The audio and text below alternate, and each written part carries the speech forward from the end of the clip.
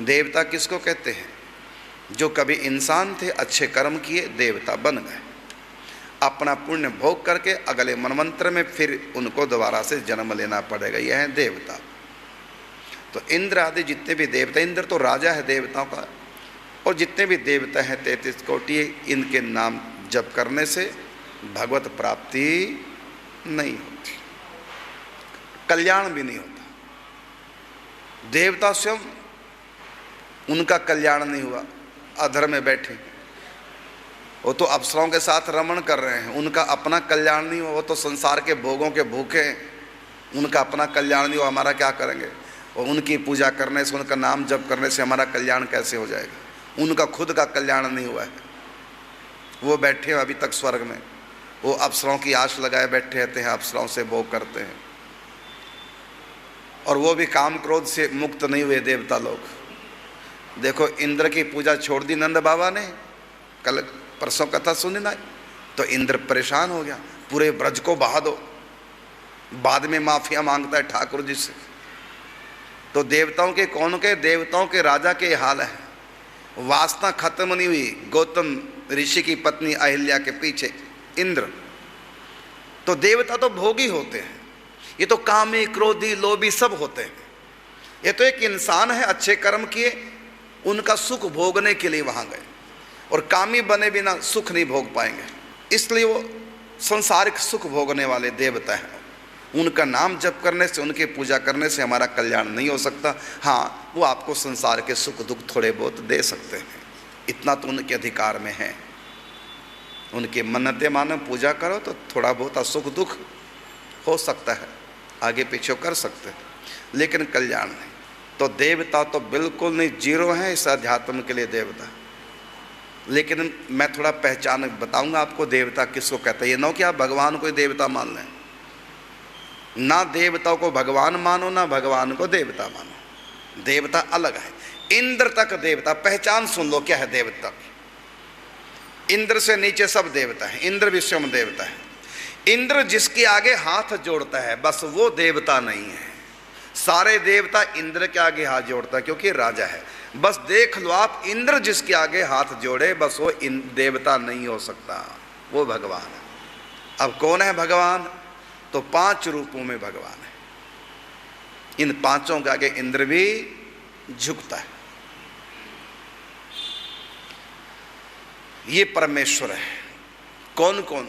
तो भगवान नारायण, और भगवान नारायण के अंतर्गत ही आ जाते हैं राम कृष्ण विविध अवतार भगवान के, ये सब भगवान है, देवता नहीं। भगवान शिव और शिव के जितने अवतार हैं ये सब के सब भगवान है, देवता नहीं है।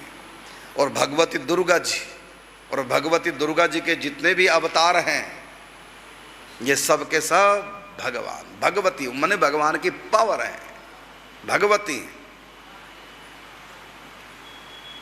तो इनको देवी देवता नहीं मानना। गणेश जी देवता नहीं है, भगवान है। और सूर्य, सूर्य का जो तेज है, तत्तेजो विद्धि मामकम, ये जो धरातल सूर्य का आप देखते हैं जो हमको प्रकाश देता है, ये तो उसका धरातल है। सूर्य अलग है, वो देवता है, चतुर्भुज रूप है उसका। जैसे चंद्रमा आप देखते हैं, ये चंद्रमा देवता नहीं है, ये चंद्रमा का धरातल है, देवता तो अलग है। जैसे एक गंगा नदी के रूप में, एक गंगा भगवती चतुर्भुज रूप में जो भीष्म पितामह के सामने प्रकट हो जाए, तो ये तो उनका पार्थिव स्वरूप है। जैसे मैं आत्मा हूं लेकिन ये शरीर मैं नहीं हूं, मैं तो आत्मा हूं।